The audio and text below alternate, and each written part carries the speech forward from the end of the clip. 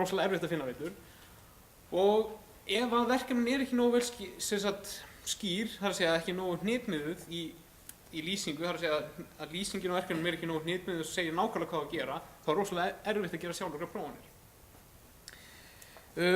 Þannig að það sem að gerðist 2008 vantarlega að það kemur inn kennari inn í skólan með kerfi sem að heiti Músjak. Og þetta upprunið þessi kerfi sem mjög svona skrítin, hann allavega frá okkur portúgalskum skóla og meira vitum við ekki. En þetta kerfi heitir Músjak og þetta það sem við kallum yfirferðarþjónn og hann upprunalega hannaður í það sem heita forritunarkeppnir. Forritunarkeppnir virka þannig að nemendur fá 10 dæmi og það rosalega vel skilgreint hérna. Svona inntak, svona úttak og þið að gera nákvæmlega þetta. Yfirleitt ekki nákvæmlega þetta, það verið svona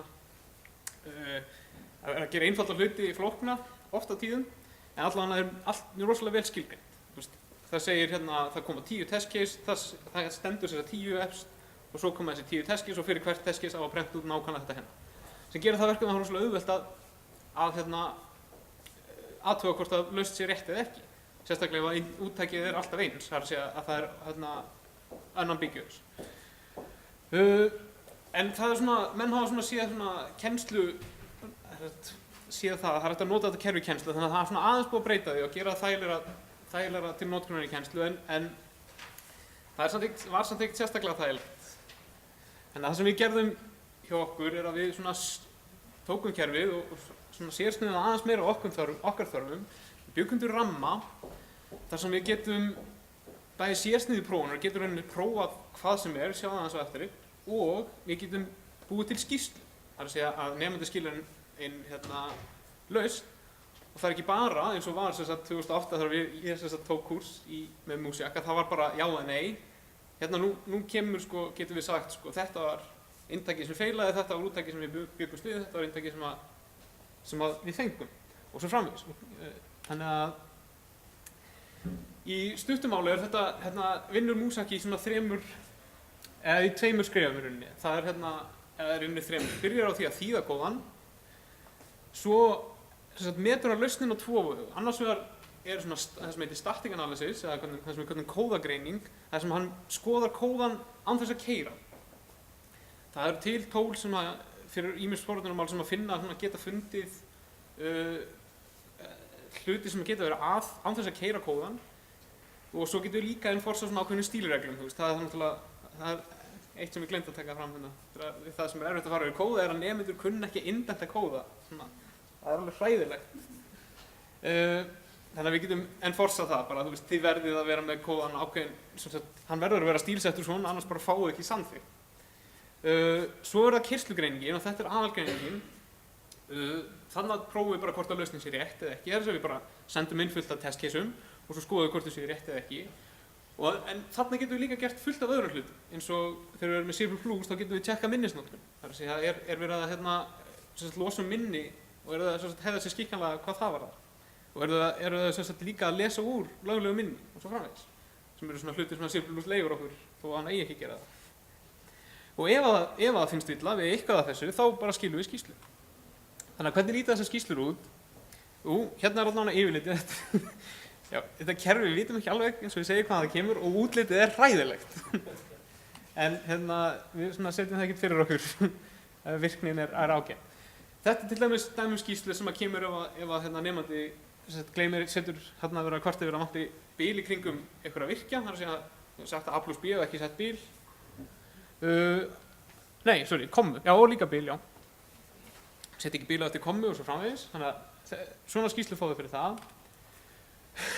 Þetta er uppáhaldsvillurnar þeirra, þetta er valgrændvillur, þetta er memory profiler villur, þetta er þegar þeir eru að lesa og skrifa minni sem við ekki hafa aðgang að eða þeir eru að leika minni og svoleiðis. Svo getum við, þetta er dæmi svona skýrslu sem þeim finnst þægilegar, það sem við segjum hérna er inputið þitt, hérna er outputið sem við vildum fá, en þetta er outputið sem þú lestum fá. Og þá getum við slegið þetta inn hjá sér og prófa locally, þú veist hvað er að gerast, hvað er að. Stundum verðum við aðeins meira nasty, þá sleppum við inputinu, þá segjum við bara þetta er hérna outputið. Það er að segja hérna til dæmis vinstramenn lítur út fyrir að þetta er að krassa, það er segfalta eða eitthvað hérna í middiltíðinu, þannig að Hérna myndum við náttúrulega valgrænt líka korta samhliða. Og þarna hægri megin sjáum við að það bara virðast vera einhverju línur öðruvísi, þannig að það er eitthvað gerst. Þá sem sagt, geta nemendur séð allan hvers eðlisvillan er, þó þau fá ekki nákvæmlega inntaki sem varð þess valdandi að það komi villa. En af hverju völdum við Músjak? Það eru til fleiri kerfi, þó við höfum reyndar ekki fundið mörg, en flest önnur kerfi eru rosalega sérsnið. Það er að segja að það var að prófa, þú veist, bara Java unit test, eða það er bara, þú veist, bara Python og Java og C++ eða eitthvað slíks. En það sem að Músjak það er mjög opið. Eina sem við höfum þarna er að það tekur við skrá, kerfið tekur við skrá, svo á sér stað eitthvað sem heitir þýðing, og ég set þannig gæsalappa því að það má vera hvað sem er. Þýðing þýðir bara, sem sagt, ég ætla að keyra upp einn executable á þessa skrá sem varst að senda inn. Þannig að við höfum gert alls konar. Ég prófaði Java, sem sagt, kóða, ég prófaði föll ekki Java, ég prófaði Python, prófaði föll, ég prófaði ekki kóða. Ég var ekki að keyra input og output eins og í þessum hefðbundna skilningi. Svo var á sér stað þessi kóðagreining og keyrsla á prófunum og við höfum stjórnað öllu þessu sem gerir það verkum að við getum prófað nákvæmlega það sem við viljum. Þannig að við til að mynda höfum prófað verkefni úr C++, Java, Python, SML, meira að segja, Prolog, Bfunds sem er svona esoterist mál, við varum rosalega hrifin af því og meira að segja regular expressions. Og ekki nóg með það að það þurfi ekki einu sem var á forritunarverkefni. Ég var með eitt dulkóðunarverkefni hjá mér í einum kúrsi þar sem að ég leti bara fá texta sem var dulkóðaður og ég vildi fá upprunalega textan og ég notaði Músjak. Sagði bara þú veist, ég vil fá afdulkóða þennan texta, ég fékk tilbaka og það sagði ok, þarna var villa. Þetta var bil á undan kommu, var ekki upprunalega textana, þannig að ég sagði bara villan er hérna í þessari línu 1, vinsanlegast reyndu aftur. Og svo höfum við gert ennþá skemmtilegri hluti að við höfum sett svona forritunarleiki inn í Músjak sem að þessi heitir Robosul og þarna sem sagt voru við látin leysa svona ákveðin forritunarverkefni. Þau geta stjórna þessari pílu sem er vélmenni og geta gefið þeim instruction og svo geta þau endurkant kallað á sem sagt þetta eru föll F1, F2, F3 þau geta sagt farað áfram, kannski 3 sinnum beygðu og kallaðu síðan aftur á fall 1 og þetta prófum við allt saman með Músjak. Og þetta náttúrulega gerir yfirferð bara draum og líka við förum líka yfir verkefni sem er ekki endilega samþykkt en þá fá þeir sem eru að fara yfir, þeir fá þessar skýrslur þannig að þeir vita nákvæmlega hvar þeir eiga að leita. Þannig að þetta er þú veist, menn er ekki alveg jafn mikið in the dark og þegar maður var þú veist, fyrir 3-4 árum hélt á einhverju forriti og þessi ekki hvort það virkaði ekki, sko. Bara ekki minnstu glóru. En það er annað sem kom svolítið í kjölfarið þessu er að við vorum kannski að sjá það svolítið í HR er að það sem við vorum svolítið að sjá í HR er að menn voru að komast upp á svona herfi stig í skólakjörnum eða í kúrsunum hjá okkur án þess að kunna forrita. Þannig að einn liður í því var að innleiða Músjak sem þýðir það að við getum sett miklu fleiri verkefni því að það þarf ekki að mikla yfirferð og þau fá miklu meiri æfingu, þau fá rosalega miklu æfingu að forrita svona mikið og það er náttúrulega eina leiðin til þess að læra að forrita er að forrita. Læra ekkert að þau horfa á einhvern predika forritun.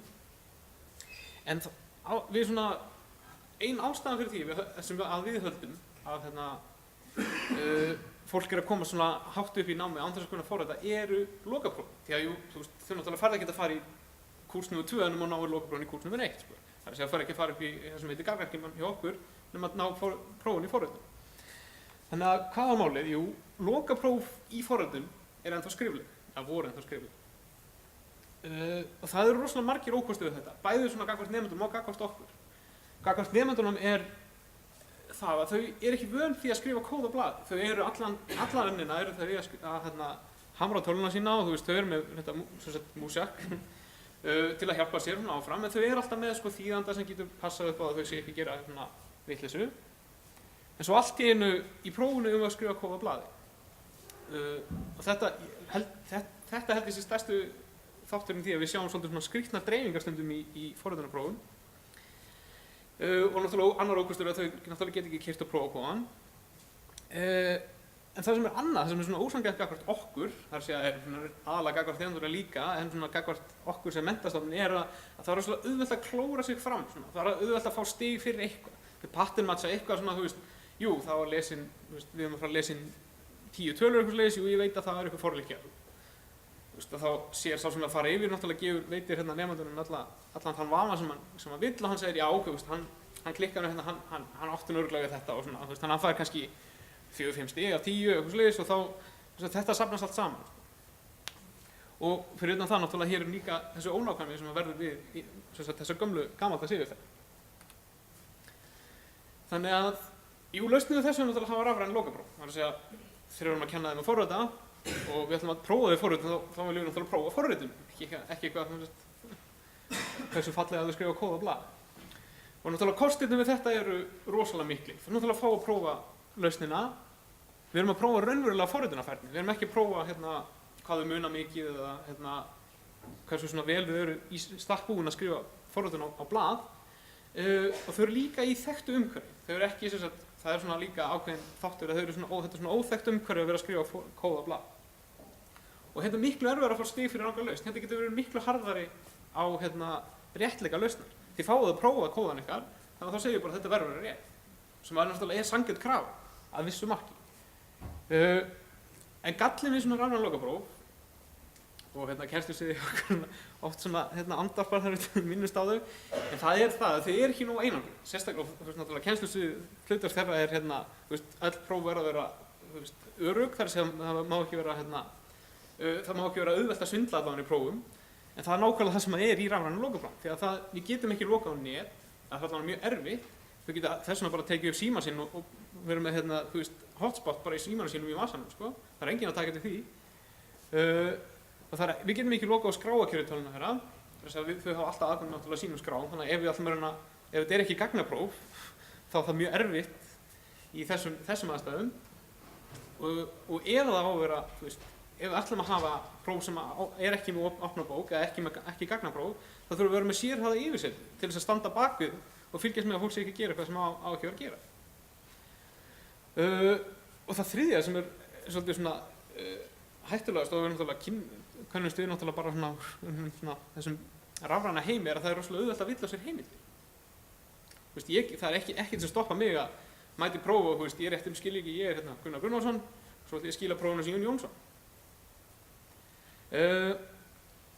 En það sem við ákvæðum, það kom hugmynd frá einum manni sem vinnur hjá okkur og við ákvæðum að ýta inn í framkvæmd, er að prófa bara nýja tegundar rafrænu lokaprófum sem eru bara fullkomlega einangruð og við höfum bara algjör að stjórna netaðgangi og aðgangi í gagna. Ekki bara fínt. Það er ekki bara flott, komið. Já, þetta hljómar svolítið svona draumkennt, en þetta tókst okkur allan að gera.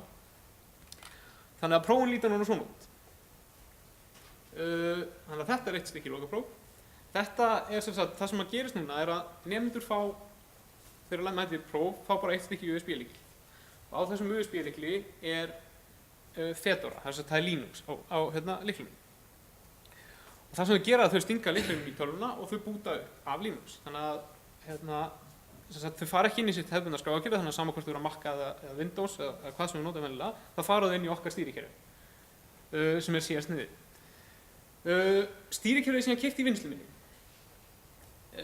og þau hafa bara takmörkuð réttindi. Þau fara ekki inn sem einhver ofurnotandi, þau fara bara inn sem notandi sem við búum til, sem þýðir að við getum stjórnað öllum aðgangi.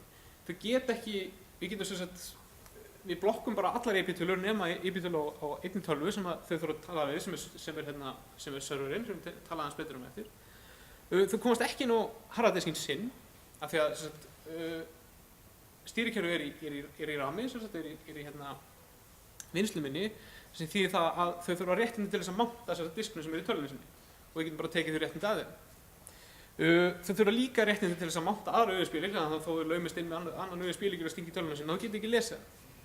Þau getur ekki kveikt á Bluetooth, þau getur slökkt á aðgengi öllu sem að getur sótt gögn eitthvað annað. Þannig að hvernig lítur þetta út? Jú, nemandi mætir, hann fær USB-lykil, hann er stungi í og þá ræðist upp Fedora. Það sem að gerist þá er að lykillinn getur við erum með sér net hjá okkur fyrir þetta, en það er ekki nauðsynlegt af því að við getum, eins og ég sagði, við getum blokkað allar IP-tölur nema IP-tölur serverinn. Þannig að lykillinn þau þau ræsast Fedora og þar ræsast upp hérna einhver loggingsgluggi og hann segir hérna loggað inn, þau logga sig inn, þau fá hérna, þá talar við serverinn og serverinn sendir þeim tilbaka prófið. Og sem sagt, við getum líka stjórnað því náttúrulega hvenær prófið opnar, þannig að þú veist, þau hérna sækja prófið og geta mætt aðeins fyrir til þess að sjá til þess að kerfi virki og svoleiðis og svo bara fá þau prófið og þá opnast klukkan 2 eða hvenær sem prófið byrjar.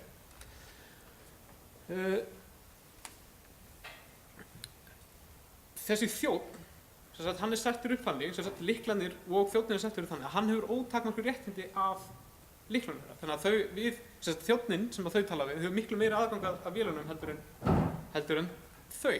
Sem því að ef eitthvað fyrir úrskeiðis eða vantar eitthvað skrára eitthvað svoleiðis, þá getur við bara dreift inn á allar vélarnar í einu.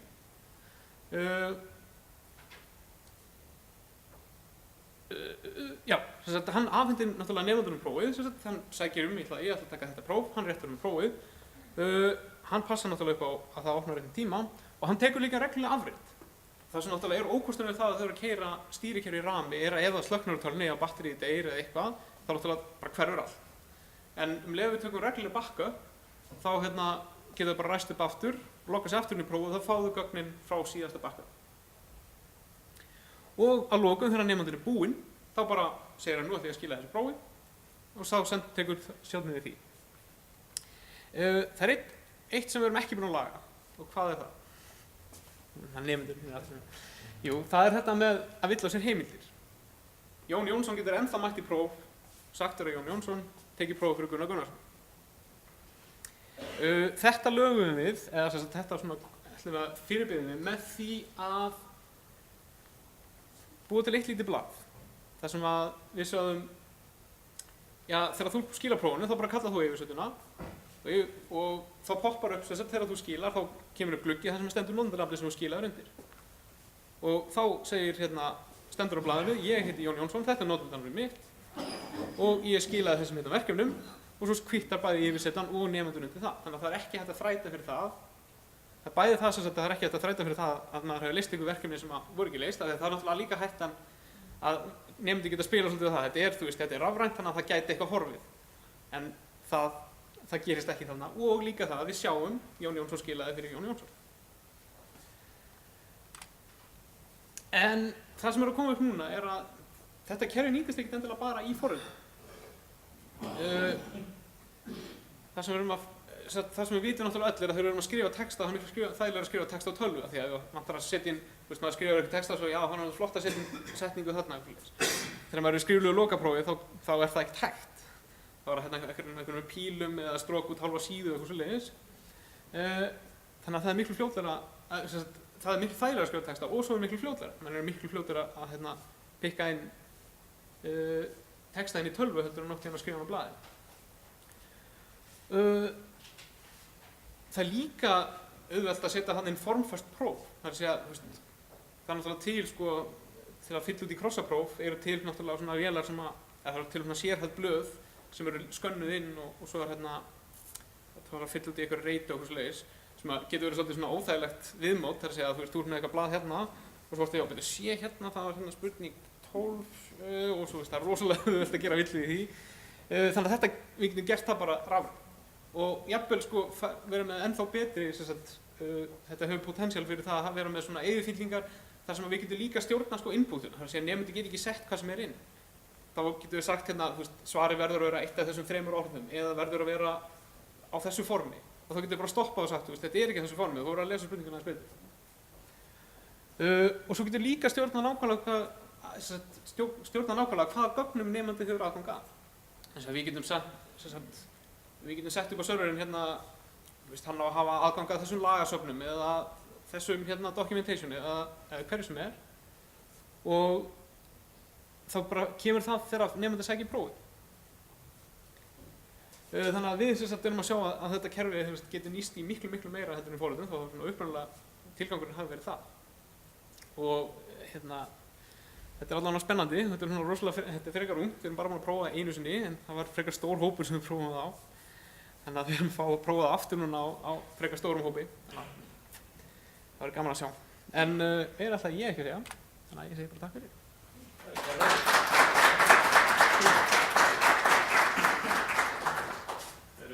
við höfum smá tíma fyrir spurningar. Það var aftur hægt, já. Já, takk fyrir þetta. Ég skal viðurkenna að framan af þegar minn lítið á venjulega heila þá var ég alveg að þekju, en eftir því sem þú færir inn á varnamál þá bara hálfþekkur yfir þessu. Ok. Takk fyrir það. Já. Og minn spurning er bara mjög einföld, hvað þarf ef að við Keili vildum notfæra okkur þessu tækni? Hvað þarf til þess? Og þá er ég ekki þessum í forritum heldur bara almennt í próf sem er náttúrulega alveg skelfileg vinna eins og allt skólafólk þekkir. Já. Þetta er náttúrulega ennþá svolítið á frumstígi hjá okkur, sko. Þannig að það sem við erum með eru bara USB-lyklar á eitt server, sko. Þannig að USB-lyklar bara við bútum upp á þeim og þeir tala við serverinn, sko. Þannig að það er eina sem þarf. Svo það er náttúrulega svolítið mikla sérfræðiþekkingu í að koma öllu saman, sko. Að þetta er ekki komið á neitt stig þar sem við getum eitthvað fara að dreifa þessu eða selja þetta á nokkurn hátt, sko. En stefnið að því sem það gera þetta svona Það er þessi hérna maður sem að stjórna.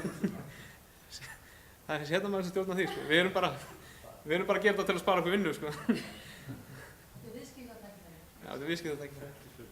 Þetta er að viðskipta háskóla, eða ekki? Já. Þetta er svona samin að þetta bæði. Tvennt. Já. Er þetta opin hugmynd? Opin ekki í augnablikinu, nei. Eða það er að segja sem við notum eða sem við gerum. Ég sá þetta betur en serverinn. Já, Músak, já, Músak er hérna. Það er hópur, já. Hann er bullandi opin. En þú veist, já, hann er enda að skrifa í TCL, þannig að svona deilum það hversu opin hann er, sko. Er eitthvað fleira sem þið langar að gera? Eitthvað fleira sem við langar að gera. Já, þetta er rosalega sniðugt. Þetta er búin að fá eitthvað fleiri hugmyndir út frá þessu. Nei, ekki nema, þú veist, það er náttúrulega hægt að gera allt rosalega generist, sko. Í augnablikinu er þetta rosalega sérhæft bara fyrir þetta eina próf. Þú veist, það er ekki möguleiki að vera með 2 próf í gangi í einu og eitthvað svoleiðis, sko. Þannig að draumurinn var náttúrulega að smíða eitthvað framework í gegnum þetta, þannig að það sem væri rosalega auðvelt bara að búa til próf. Sérstaklega væri, þú veist, eitthvað form með cross-spurningum og skriflegum spurningum sem við getum bara upplótað og bara, þetta er komið, sko. Mér fannst það fælega freistandi að sjá að það er að gera verður cross-próf með þessu. Já. Það er alveg kynlegt. Líka er það að við getum tekið á tölvu án þess að vera að komast á netið og googla svör. Akkurat.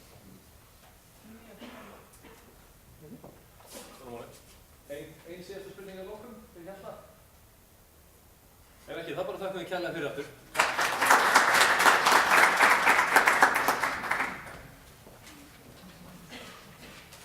Þegar á næsti fyrirlestur er til einn jafnt aðgengi að námi, spegluð kennsla í verki og það er Hlíf Böðvarsdóttir frá kennari á Háskólabrú Keili sem ætlar að flytja þann fyrirlestur.